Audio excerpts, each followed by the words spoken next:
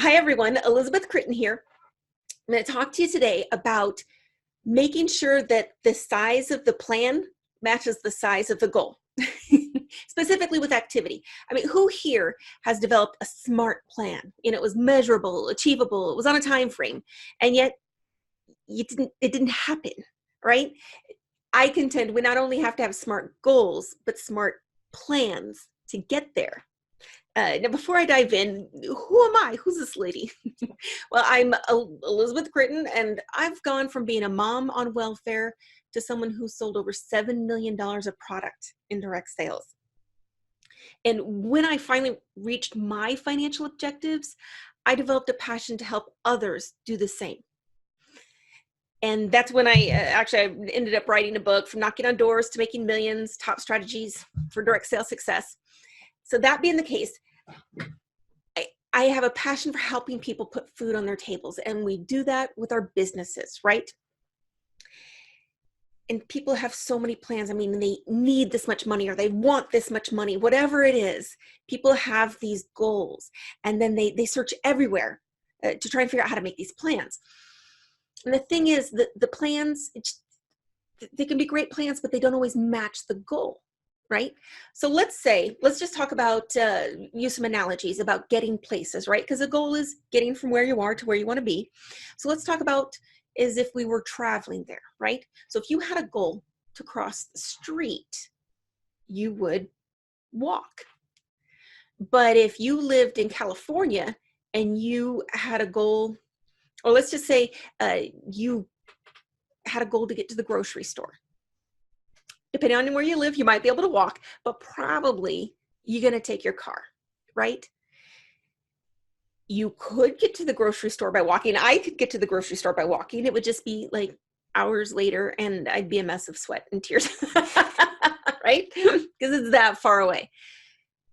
Then if you lived in California and had a goal of getting to New York, you could walk, and it would be on the news, you know, lady took 6 months to get across the country. You could take a car, and you just have this marathon driving trip that takes days and days. Or depending on what your time frame was, you might want to use a jet, right? You know, if you want to get from California to New York and you're like, you know what, if it takes a while, that's fine, get in a car. If you're like, no, I need it by this time, it might require getting in a plane, right? So when you're planning your activity, is the level of activity that you're doing going to get you to your goal in the time that you set forth? All of these things match. Your goal can be SMART. It can be measurable. It can be achievable. And it can have a time frame. Does the activity match the goal? So for instance, when people are getting started, right? That's usually when people have no idea what to do. They don't know what they're doing. They don't know how to do it. They don't know what they should be doing, how often. So they kind of look to people who've achieved, people who have reached the top. And they're like, well, that person did or is doing, that person's doing like 2 parties a week, so I should do 2 parties a week. Or that person said that they knocked on 1,000 doors in 2 weeks, so I'm going to go knock on 1,000 doors. Or, you know, they're just kind of like, what did the people do who are successful, and let me copy that. But the thing is, if that's what they do right now, they could be in a different place than you are. They don't have as far to go because they already built a business and they're just maintaining. Or maybe when they started, they had different resources available to them. They had different goals. They had different, even if what they did to get started, they could have had different goals from you, different time frames, different destinations they were trying to achieve. So it's great to look at what everyone else is doing and what they've done, but in the end, you have to match it to your goal. So for instance, on a call a year or so ago, I was helping someone live walk through their plan on how many people to talk to get where they want to be. You know, how many people, like all the way to the beginning of it, right? So she was at this level of leadership. She wanted to get to this, her team to this size. And she needed this much in sales, this many people. So we wrote it all down and we walked through the numbers. It's like, well, then if this is where you're at and this is where you want to be and this is the time frame, then you need this many more people. And they were like, well, yeah, I'm like, okay. So if you talk to 10 people and you're able to get one in, 10% conversion rate, that's good. Then how many people do you need to talk to? Okay, this many, and break it up into time. So this many people a week, this many people a day, because we can have our goals, but you don't always have control over how the goals play out, right? Because we're dealing with humans, but we can have control over our activity. So you can say, well, I'm going to talk to 100 people a week because I need 10 new team members, because that trip to Jamaica, that trip to Thailand or wherever isn't going to win itself. Or, that $100,000 a year earnings I need isn't going to just happen magically. You have a big goal, big plans, and so you need big activity.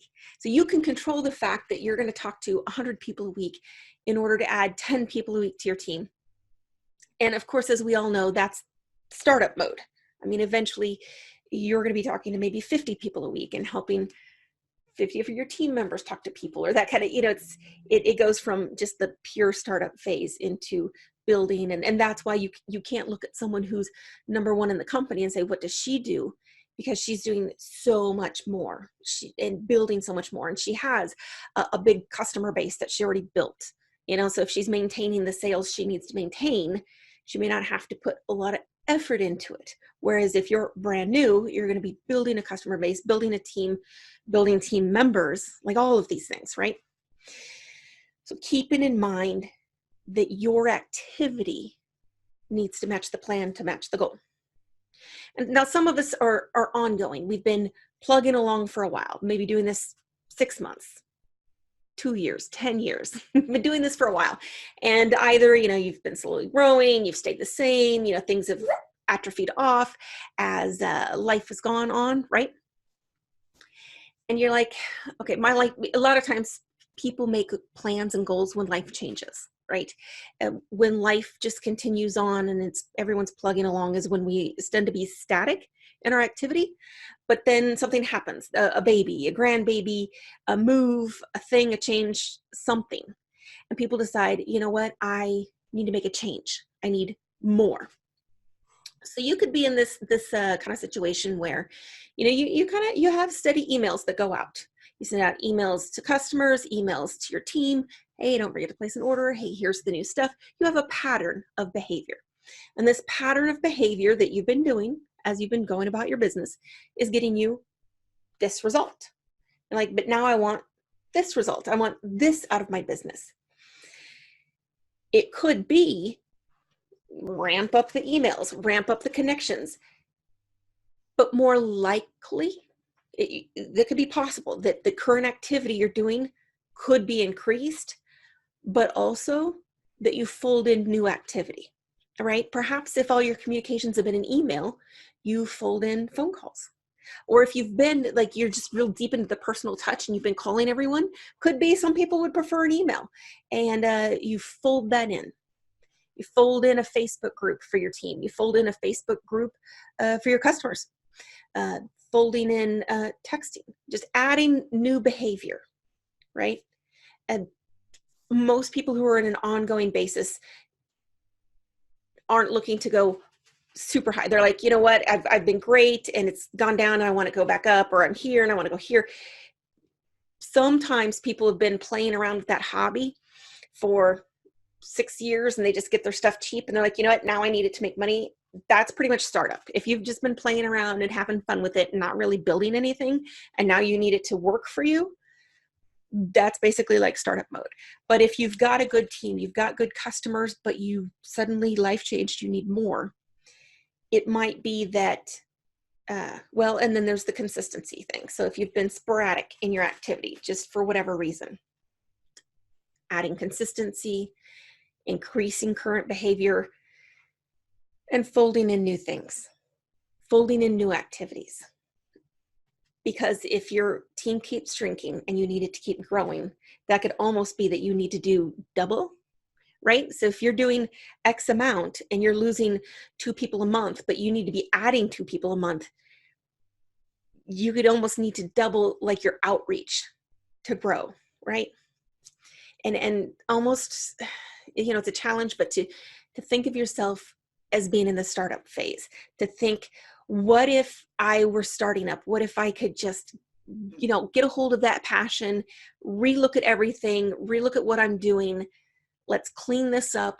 Let's clean up our activity and fold in new things, and fold in consistency, and fold in an increase in what we're doing, all of those things. So what I'd like to encourage everyone to do is just take the time to look at your goal. If you're watching this, I'm assuming you have a goal, right? Some people don't necessarily have goals with their business. They've been working it, everything's chugging along. There have been times in my business, I fully focused on direct sales for like 15 years. There are times where like everything was going fine and I just kind of did, I just kept doing the things that brought in money, and there wasn't a need to look at what I did. And then the economy would change, or my life would change, or just different things would happen. I'm like, oh, I got to take a look. So I assume if you've gotten this far in the call, either you're a massive team builder and you want to know how to help your team build, or you've had a life change, or you just started a business and you need help figuring out how to grow.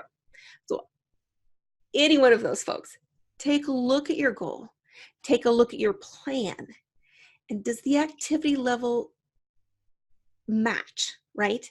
Is that activity like walking across the street, but you're trying to get to the other side of the planet? Is that activity driving in a car, but you're trying to get to New York or to California, right? So make sure the activity matches. We don't really necessarily have control over how goals get achieved, or the formulation, or the direction, or how these things all happen, right? But we do have control over our activity. It's making sure the activity matches. And also, I'll be doing a lot more videos of these. I was trying green screen, but as you can see, I have curly hair and it wasn't working. So I went ahead and got a bookcase. It's neither here nor there, but I have this all set up now. I'll be doing a lot more videos.